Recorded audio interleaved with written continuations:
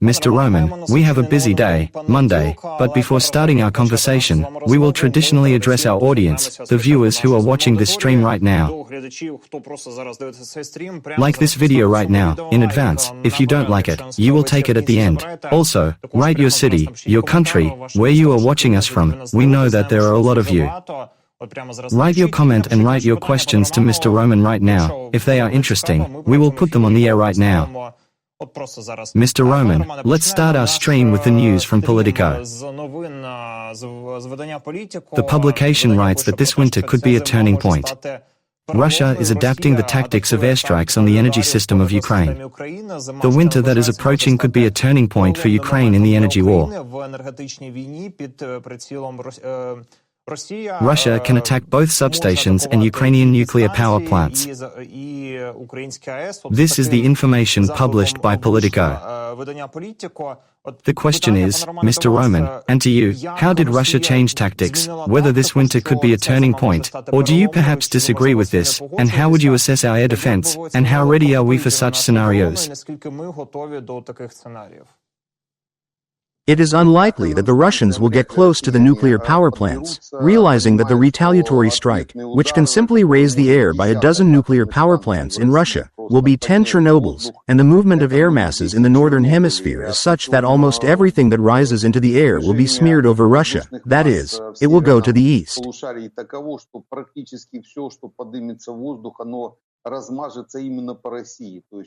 To the Urals and beyond the Urals as well.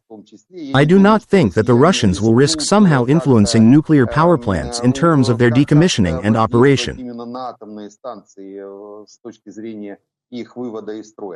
Nuclear energy is under such serious control of the world community, but it is not about energy as such, but, of course, about nuclear thermal assemblies, because the spraying of this radioactive substance as a dirty bomb will lead to problems not even for these generations, but for several 100,000 next.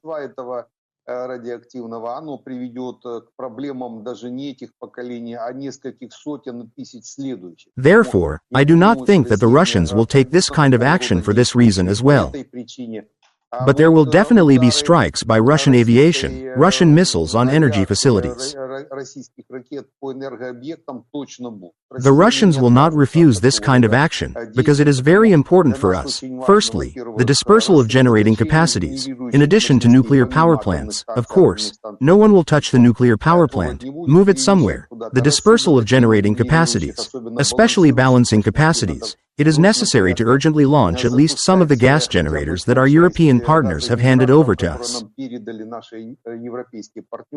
We have several pieces there, or one, or several are just neglected. All the rest are gathering dust in warehouses. This is one of the main mechanisms of how to withstand this winter. I would not say that it will be catastrophic or worse than the winters were before this.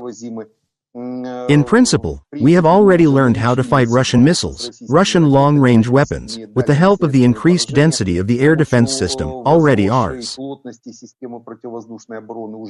Increase, of course, the air defense system. Increase the density, increase the mechanisms for the destruction of Russians. There is now one of the mechanisms. F-16s have appeared, at least one pair or maybe a little more. But, nevertheless, the aircraft can perform well against Russian missiles. The main thing is that the Shaheds are not forced to chase them. And they can work well against missiles. Everything will depend on the number of aircraft, the number of anti-aircraft missile systems, the number of missiles that will be transferred to these air defense systems and aircraft. And, in principle, we must survive this winter. Well, at least, all the prerequisites for this are definitely there. Mr. Roman, continuing the topic of air defense, Italy will transfer the second battery of SAMP-T to us in the near future. In the context of what you said about the strengthening of our air defense, then, Mr. Roman, the next topic with you, the Spiegel publication writes. That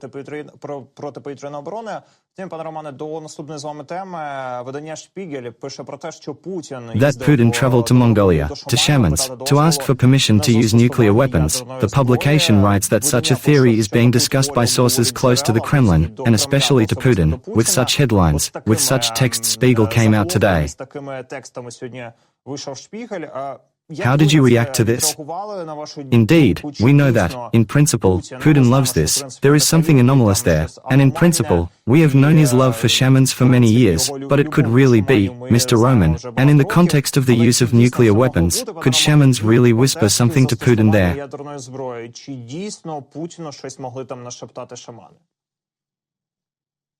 High matters are certainly not for our understanding. They are only shamans after a certain plan prescribed or brought by Putin, as these high matters are designated, at least. But the fact that he did not go to Shoigu's shamans, but went to the shamans of Mongolia, this suggests that Shoigu has some kind of problem.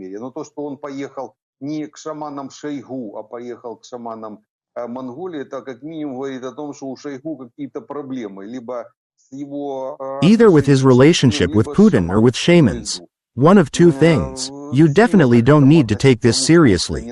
If Russia could use nuclear weapons, it would have used them at the beginning of hostilities, immediately after their plan.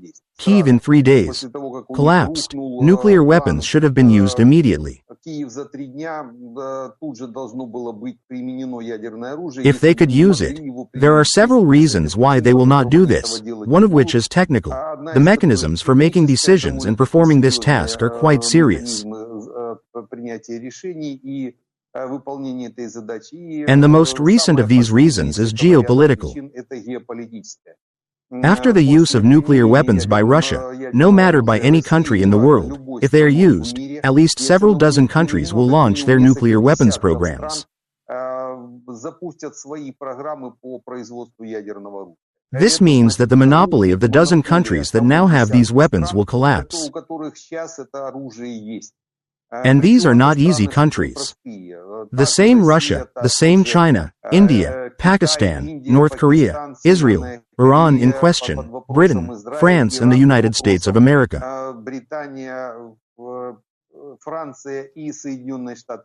That is, this is a whole pool of countries that at the moment, in addition to certain military advantages, also have the economic advantages of the fact that only they have nuclear weapons. And this will definitely not be forgiven to Russia if the Russians somehow use and break their monopoly on nuclear weapons, then it will not be contained. And at least now, well, a dozen, 3 or 4 countries can, in principle, launch the production of nuclear weapons, having, for example, their own reactors, which can be launched as one of the mechanisms for obtaining nuclear weapons, plutonium or some other nuclear weapons, from nuclear fuel assemblies, or launch directly, as Iran has now launched uranium enrichment.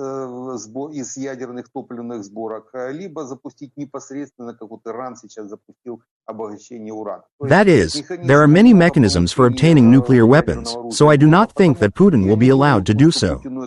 Most likely, this has already been pointed out to him more than once. He will not be forgiven for this kind of use, although from the point of view of Putin's psyche, he can do, in principle, anything once. Once he can do something, but this one time he will not bring serious trouble, more than the one we have, and this will almost immediately cut off his head, hands or decision-making center, at least for this kind of action. Mr. Roman, the head of Ukrainian intelligence, Kirill Budanov, is sure that the Russian Federation wants to end the war by the end of 2025, at the beginning of 2026 with its victory. From the summer of 2025, serious economic problems will begin in the country, which may lead to mobilization, disruption of the socio-political situation in Russia. This was said by the head of the main intelligence directorate of the Ministry of Defense Budanov. In principle, it is obvious that Putin wants to end the war on his own terms. This is obvious to everyone. But how should such statements be accepted? I would like to hear your analysis and what does it mean for us in Ukraine? Most likely, certain analytical reports that are given to Budanov by several departments and institutes that work on these analytical reports. We have very serious analysts, including in the main intelligence directorate, and Budanov, most likely, decided to at least highlight some extracts from these certificates in the information flow.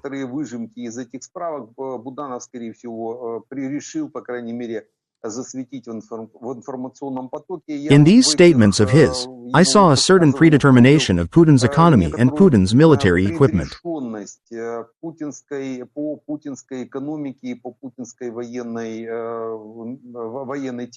He really has problems for the next year. Putin will be associated with a lack of ammunition, especially equipment.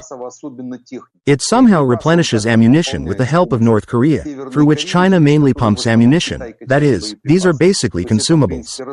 But there is a big problem with technology. We will immediately identify Chinese equipment on the battlefield, and this may end badly for China, for its economy, because they are unlikely to transfer equipment to the Russians, and the Russians now have a big problem.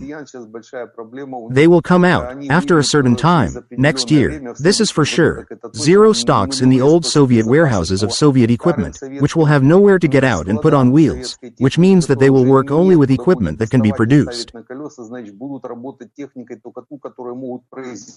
And no army in the world can produce so much ammunition and military equipment to carry out large, long-term military operations.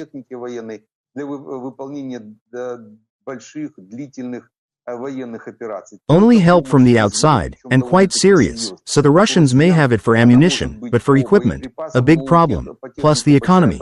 There are already certain rudiments of future problems in the Russian economy, which are long-lasting, but in the end in the 4th or there in the 12th year of the war.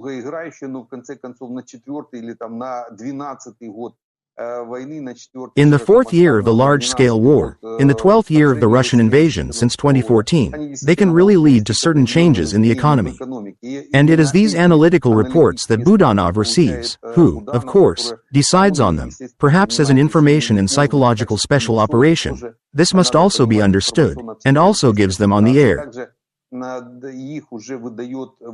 But for us, at least, we need to clearly understand that there is such a possibility that next year Putin will have problems, at least with equipment and at most with the economy, which will prompt him to make certain decisions after the end of various mechanisms of hostilities. In order to recharge, he needs several years of time in order to restore equipment, restore the economy, restore military production, accumulate warehouses in order to continue to seize Ukrainian territory.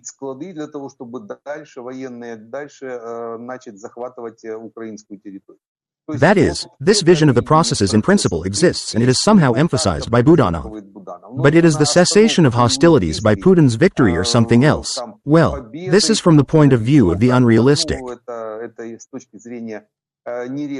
That is, Putin will not defeat Ukraine. There is no way for him to win. We are too big a country for him.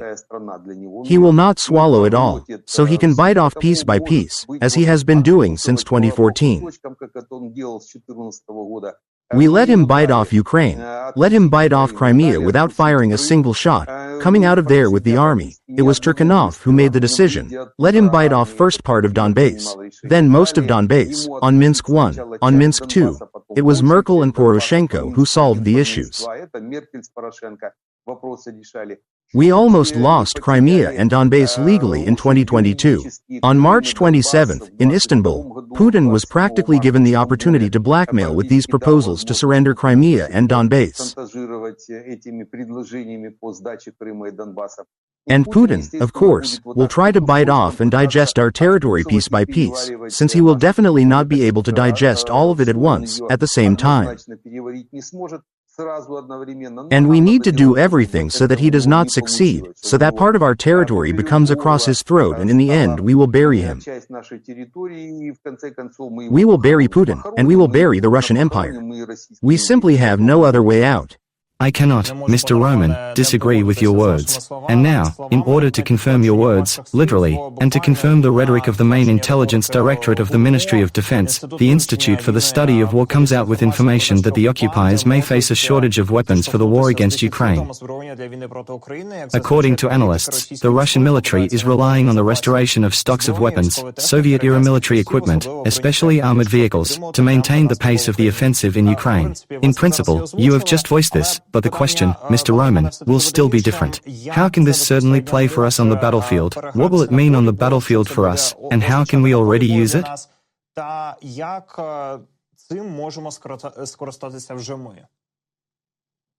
We have already gone through several such stages in other positions with Putin. Now such a bright position is ammunition. Before large-scale offensive operations, the Russians accumulated several million outfits. They still remained from the Soviet Union. They produced some of them.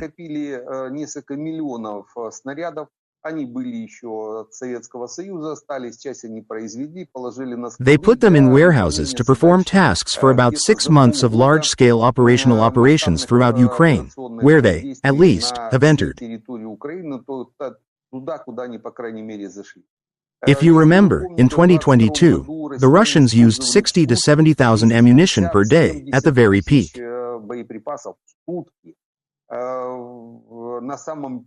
The average figure is around 50,000 hours. That is, this was a working figure for Russians. Work along the entire front line.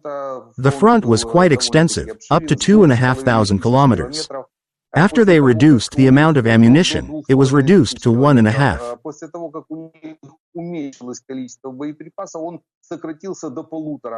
And then, when there was already a real shortage of ammunition, they used almost everything. This was last year. They used everything to zero.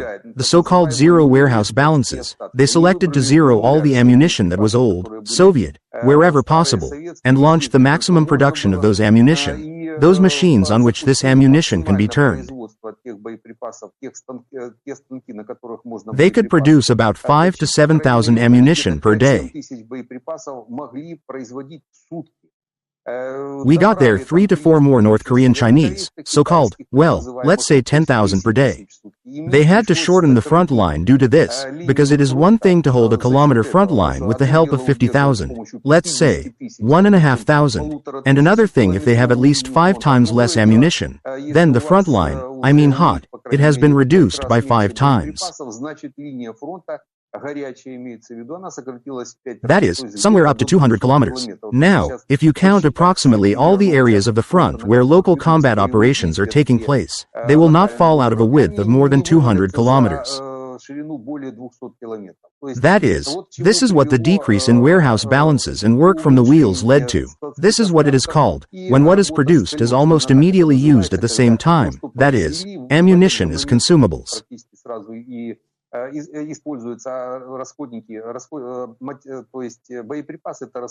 The same picture will be with equipment, that is, if now they can, with the help of equipment, for example, hold these 200 kilometers of the front, the equipment that they have at the moment, and they are still lifting from storage sites, then after the reduction of equipment stocks from warehouses, they will work from the wheels.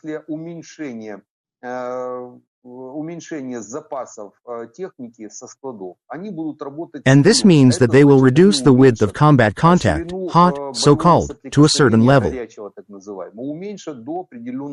I think it will definitely decrease by 3 or 4 times, that is, by and large, it can decrease to 50 kilometers. Well, 50-70 kilometers of the total hot width of the front for combat missions. If they do not find equipment somewhere on the side, this is unlikely, because Iran will give them part of the equipment there. They will take some of the equipment from Lukashenko, the last of the underpants and mustache that he has left, part from North Korea. China will be afraid to give its equipment in large volumes. And we will also burn this equipment, as we are now burning the old Soviet one. That is, by and large, it will not play a big role. Therefore, the lack of equipment will lead to the fact that the width of combat contact will be reduced to 50 to 70 kilometers. These will be some local battles that the Putinoids will be able to conduct somewhere in the directions determined by them. The best option from the point of view of their constitution is the further seizure of the Donetsk and Lugansk regions in order to implement, so to speak, the constitution as such. They have included our Donetsk, Luhansk, Zaporozhye, Kherson, Crimean regions in their constitution. Here, Mr. Roman, I would like to thank you separately for the comparison with artillery, because it clearly explained everything. And as for the fronts, let's talk in more detail, because, as you said, the Russians will not be able to hold everything in the future if there is a crisis and there is really a lack of equipment. Defense Express analyst Serhiy Zgorets, your colleague, said that there are now at least 3 areas where the armed forces of Ukraine are advancing in the Kursk region. Here I would like to ask what is happening in the Kursk region now, what situation we have there, and to what extent, in your opinion, the armed forces have managed to maintain the same dynamics that we talked about 2 weeks ago.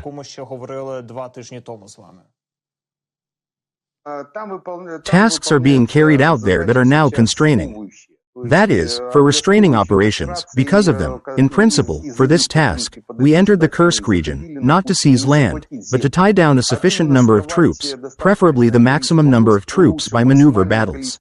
What are maneuver battles? Since we do not have the task, like the Russians, of seizing Russian territory, then we can in principle simply, like Kovpak in his time, I once gave this example, carry out raids behind enemy lines. It doesn't matter where Kovpak went, his main task was to destroy the fascist occupiers at that time. So we now have the main task on Russian territory, the destruction of the Russian occupiers, only on their territory. That is, the main task is the destruction of the enemy, the destruction of the attacking army, and the liberation of the territory, our territory. This will be a consequence of the fulfillment of this first task. And what we are now doing in the Kursk region is just these figures that are given almost every day, plus a certain part of the Russian occupiers who have already been captured, who are then exchanged for our guys. We already see this. Azov has already gone for an exchange. Soon, I think, our paratroopers will also be under this exchange. That is, several tasks are performed at once. Binding to the terrain as such, to some frontal actions in the mode of mobile actions, that is, those that are now being carried out, it is not important.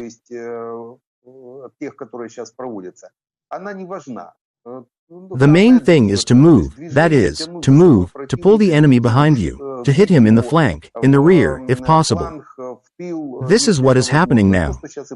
In some positions, the Russians are trying to move towards us, trying to cut off one of the main supply routes in the Lubimivka area with our Korenivka grouping. But at the same time, we are hitting other sectors of the front in their flank. The right flank, for example, of this grouping from the side of Vesely with the task of cutting this operational cauldron, into which the Russians themselves crawled, forcing the same from north to south. And then, again, the main task is to destroy the enemy in maximum quantities plus captivity for exchange. This task is being fulfilled, and excellently. At the moment we can say that the most optimal sector of the front for us with positive dynamics is just the Kursk region. Mr. Roman, the Russian propaganda media inform, referring to the order of Putin's announcer, that Putin is increasing the number of members of the Russian army to 2.4 million, of which 1.5 million are military personnel. It seems that there were 2 million, correct me if I'm wrong. What do you attribute such an increase of 400,000 rubles? And doesn't it mean that 400,000 is certainly for the liquidation of what is happening now in the Kursk region?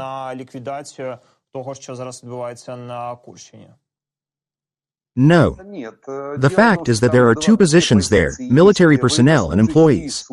That is, the Russian army, like any army in the world, consists of military personnel and employees who perform secondary tasks, mainly as civilians, just perform tasks, starting with a cleaner, ending, for example, with some kind of accountants, something like that.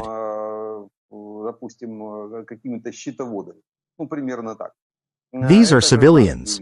The increase was mainly by 180,000, not by 400, but by 180,000. There were 2 million and something like 100,000, now they have plus 180,000. If we count the total number of personnel, presumably, again, these are plans, it is after this decree that the headquarters of the Russian army will now increase a certain number by an additional 180,000 cells in the staffing table, by which they can already increase the staff of either those units that are now performing combat missions, or create some new units.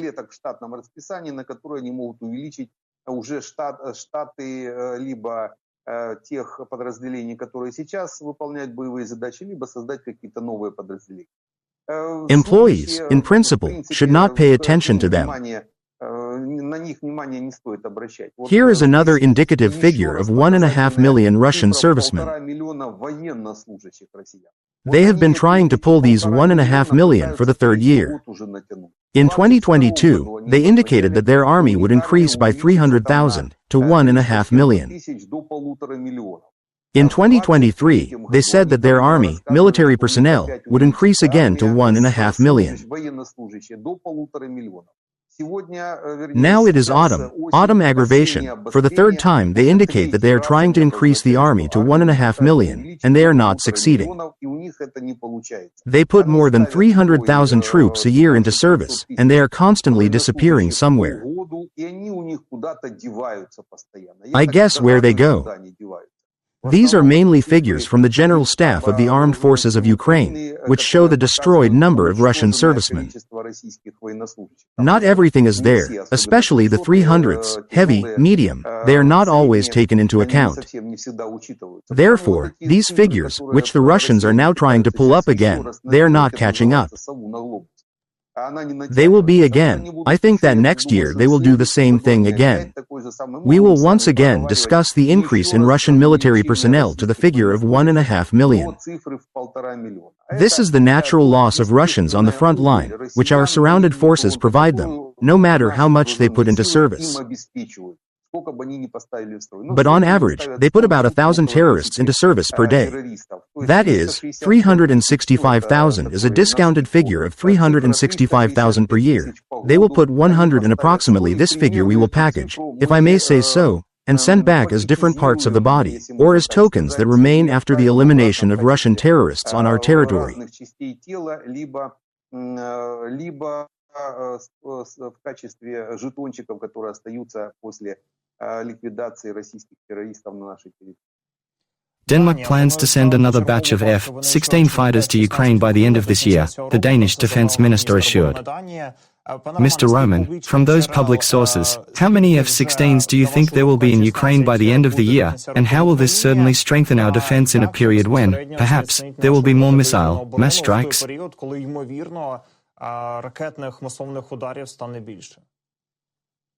I think we should definitely have 1.5 to 2 squadrons, basic, at least 2 squadrons. This can be assembled with such a minimum brigade. A brigade, it is either a 2 squadron or a 3 squadron. A brigade, that is, a squadron 12 aircraft, that is, 24 aircraft, plus, perhaps, the ratio of pairs and substitutes, maybe a little more, or 3 squadrons. This is already for 40 aircraft, that is, 40 to 45 aircraft, including the coefficient of pairs and spare aircraft. That is, this is one figure or the other. I think we can have 24 to 45 aircraft by the end of the year. The question is how they will be used.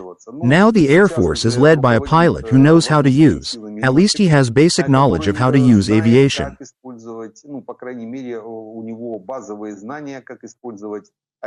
And, I think, it is under his leadership that a decision will be made to set the task for these aircraft, no matter how many of them there are.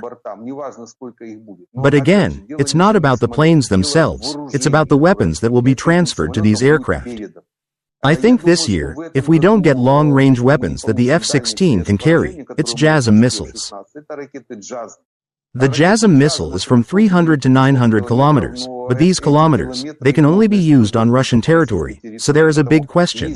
We have not yet received permission at ATACMS. A big question in general about the transfer of JASSM this year and permission to work with them on Russian territory. Therefore, most likely, F-16 aircraft will be used as air defense, but only with those weapons that will be transferred. These are mainly the M9 AMRAAM and M120 AMRAAM missiles.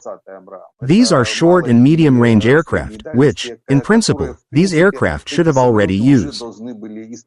Most likely, they are used to destroy Russian missiles. And if longer-range missiles are transferred or Swedish radars come up, for example, so that we can see further, our planes can see further, of course, aim, then we can also work on Russian aircraft that drop GABs.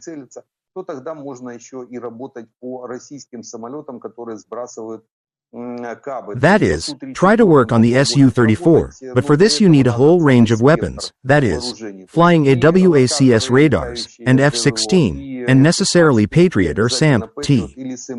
Italy has given us, thank them very much, the SAMP-T to carry out this kind of task, that is, it can be used for attacks as well. It all depends, SAMP-T is more mobile than Patriot. The Patriot may be more functional, but the SAMP-T is more mobile. Mr. Roman, I thank you for our conversation, thank you for this analysis, for your answers. Let me remind you that Roman Svitan, an instructor pilot, reserve colonel of the Ukrainian army, traditionally answered the most important questions today. Vladyslav Solovyov was with you. Like this video right now, write your city, where you are watching us from, we see and read all. Also subscribe to our YouTube channel 24, see you on air soon.